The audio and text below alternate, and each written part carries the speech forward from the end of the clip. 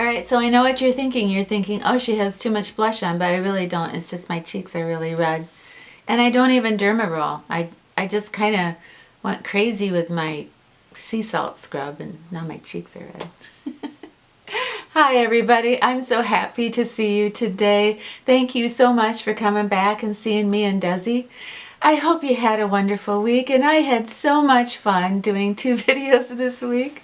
I think I told you that I was going to try to start doing 2 videos a week, and I didn't know whether I should start another channel or not to do that, and you all kind of convinced me, no, don't do that, just put the extra video on this channel, so that's what I'm going to do.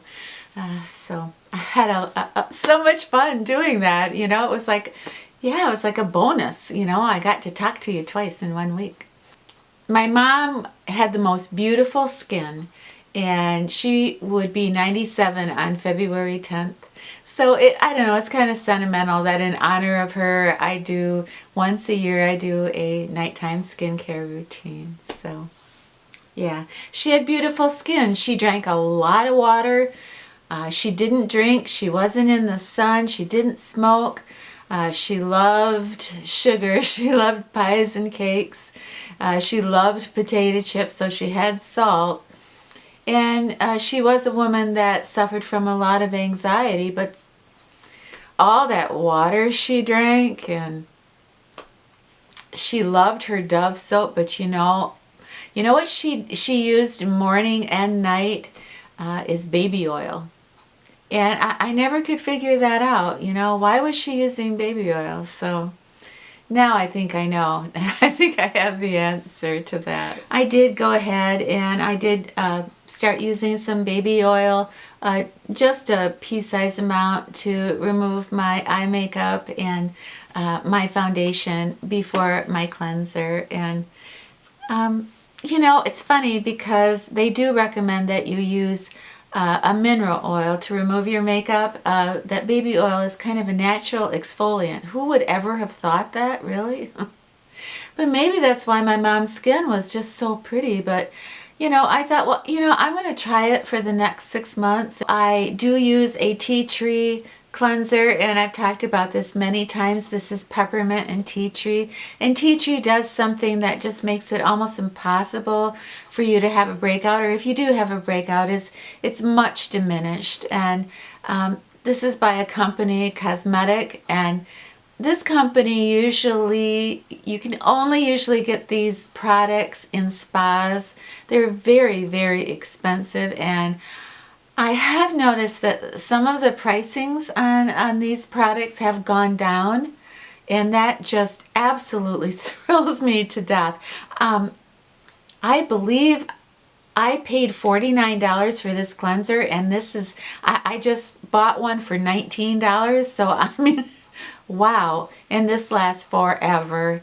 But it's so good. And if you ever see anything by the company Cosmetic on sale, grab it. Because it's really that good. I wouldn't steer you wrong. It's really, I don't have any links or anything for you, but just keep that the name of this company in your head, because their products are amazing. There's a couple ways that I cleanse my face. Half the time I will just use a warm wash rag, and the other half of the time I use my Sonic cleansing tool, and I'll show you a close-up of that. But I've showed you that, I think, the last couple years. It's not a Clarisonic, but it's a Sonic tool. I just like saying that. After I cleanse my face, I grab my Rosehip seed oil. And the thing that most people will ask me is they are in a dilemma of, well, when do I use Rosehip seed oil? Because they appreciate it, and they know it's an antioxidant, and they know it's powerful, they know it's nature's Retin-a, and they want to know, you want to know when to use it. And I honestly don't think there's any rules to this, and I certainly am not a doctor. It's just that I've been using it a couple years. I've gotten amazing results from it. So after I cleanse my face, I use my Rosehip seed oil. Rosehip seed oil is like a natural, it's not only a natural exfoliant, but it acts as a Trojan horse.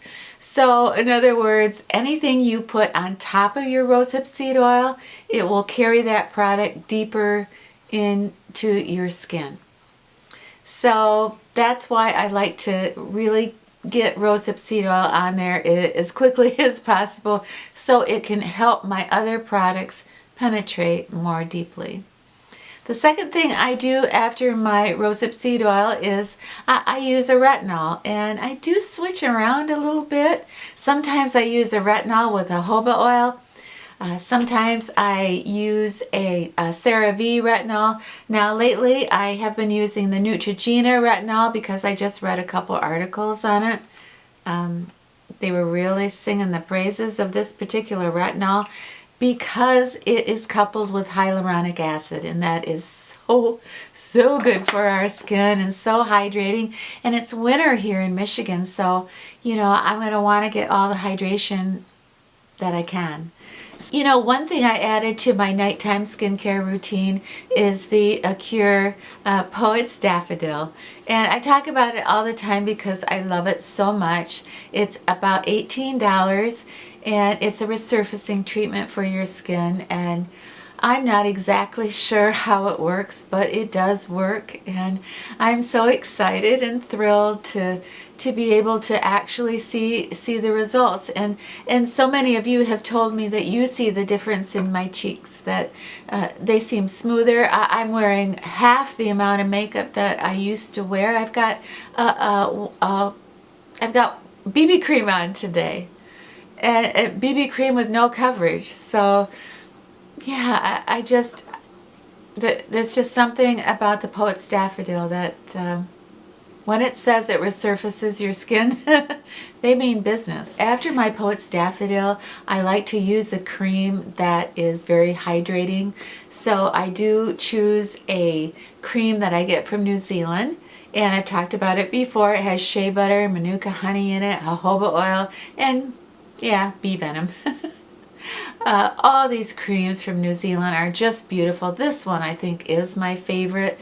It smells like honey, and every week your skin gets a little softer than the week before. Lastly, at night I use my eye creams, and I use a bunch of eye creams actually, but my main ones are my CeraVe. I love my collagen eye cream from Lancor, and I had a subscriber write me and tell me that Alba Hawaiian Eye Gel had changed their formula, and now it has more green tea. I sound like a commercial, but it's not. But she said it has more green tea, which means more caffeine, and she was having a lot of luck with it. And she has allergies like I do, so yeah, so I went out and I got it. So I use the Alba Hawaiian eye gel now, night and day, and yeah, I like it. I wouldn't recommend that you use 3 eye gels like me. Um, but yeah, some people don't use any eye creams at all, and I just can't seem to get enough of them. And the last thing that I do before I go to bed is I drag out my black castor oil, and I do just put a little on my fingers, and I will tap it around my eyes, on my eyelashes, on my eyelash line, and I put it on my eyebrows. And I also will take it and just tap my face with it and then go down my neck. And I think castor oil on your neck with argan oil, I think that is a wonderful cocktail for your neck. But also too, I'm kind of excited, you know, because my eyebrows have come back, and Mary Glitzy Fritzy, her eyebrows have come back from using black castor oil, and she was so cute in her video. I'll list her channel below. But she was so cute in one of her videos a few weeks ago, because she has to draw her arch differently now than she did before she used the black castor oil. So I can totally relate to that, because that's what's happening to me.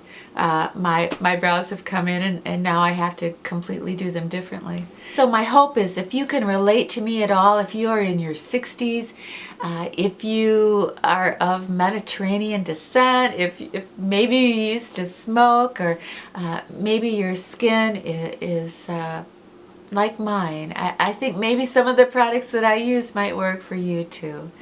But the most important thing is to get a routine, to have products that you love, and to have a routine that you look forward to doing every night. That's what makes it fun, and that's what makes it effective.